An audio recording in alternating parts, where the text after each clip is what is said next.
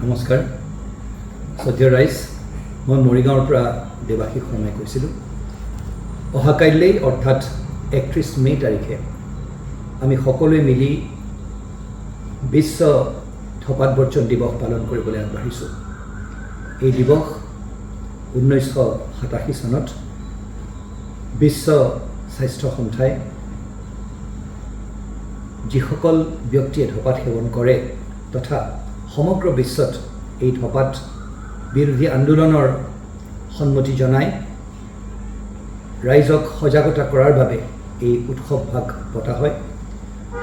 শ্ৰদ্ধেয় ৰাইজ সমগ্ৰ বিশ্বত আমি প্ৰায় 14 লাখ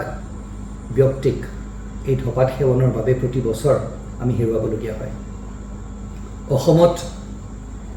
48.2% লোকে ধপাত সেৱন কোনোবা নহয় কোনোবা ধৰণেৰে কৰে এই সামাজিক ব্যাধি যি লাহে লাহে আমাৰ গোটেই সমাজখনক গ্ৰাস কৰিবলৈ ধৰিছে তাৰ আমি প্ৰতিবাদ কৰাটো অতিশয় প্ৰয়োজন আজিৰ দিনটোত শ্ৰদ্ধেয় ৰাইজ ধপাত সেৱনৰ বাবে আমি বহু সংখ্যক লোকক আমি মুখগৰ্ভৰ কৰ্কট ৰোগত আমি হেৰুৱাবলগীয়া হয় এই কৰ্কট ৰোগ অকল মুখগৰ্ভতে সীমিত হৈ নাথাকি নানান ধৰণৰ বেলেগ বেলেগ কৰ্কট ৰোগ তথা নানান ধৰণৰ বেমাৰ আমি আমাৰ জীৱনলৈ মাতি আনো এই ধপাত সেৱন কৰি তাৰ লগত আৰ্থিক দিশত আমাক যি পিছুৱাই লৈ যায়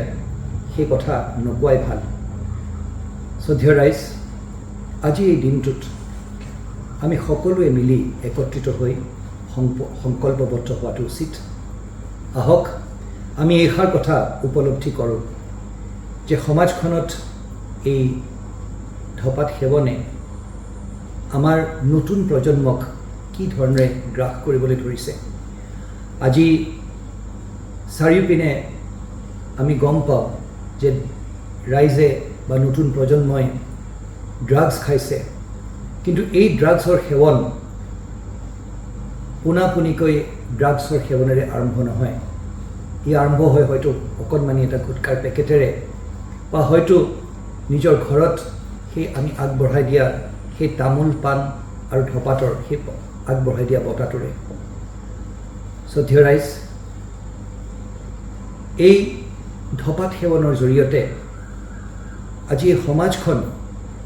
আমি এষাৰ কথা আমি জানো ছেকেণ্ড হেণ্ড স্মোক বুলি কয় এজন ব্যক্তিয়ে ধপাত সেৱন কৰাৰ বাবে তেওঁ ধূমপান কৰাৰ বাবে তেওঁ যি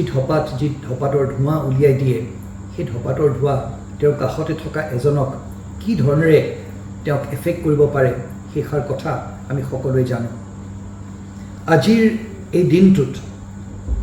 আমি এইষাৰ কথা জনা উচিত যে সময়মতে যদি আমি ইয়াৰ ব্যৱস্থা নলওঁ তেতিয়াহ'লে কিন্তু আগন্তুক দিনত আমাৰ সমাজখনত এটি অত্যন্ত ভয়াৱহ পৰিৱেশ হ'বলৈ গৈ আছে যদি সহায় লাগে প্ৰতিখন জিলাত অসমৰ আমাৰ ডিষ্ট্ৰিক্ট টোবেকো চিজেশ্যন চেণ্টাৰ্ছ আছে আমি সেই তাৰ সহায় ল'ব পাৰোঁ এটা হেল্পলাইন নম্বৰ আছে নম্বৰটো হৈছে 1800-112356 মই আকৌ এবাৰ কৈছোঁ 1800-112356 শ্ৰদ্ধেয় ৰাইজ আহক আমি সকলোৱে মিলি সংকল্পবদ্ধ হওঁ আজিৰ এই দিনটোত আমি প্ৰতিজ্ঞা কৰোঁ যে আমি আমাৰ জীৱনত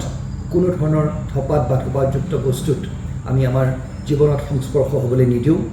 আৰু যদি আমি আমাৰ আশে পাশে আমি কোনো ধপাতযুক্ত বস্তু কোনোবাই প্ৰয়োগ কৰা দেখোঁ আমি শান্তিপূৰ্ণভাৱে যাতে সদায় আমি তাৰ প্ৰতিবাদ কৰিম পুনৰবাৰ আপোনালোক সকলোকে এই বিশ্ব ধপাত বৰ্জন দিৱস উপলক্ষে মই শুভেচ্ছা শুভকামনা জনাইছোঁ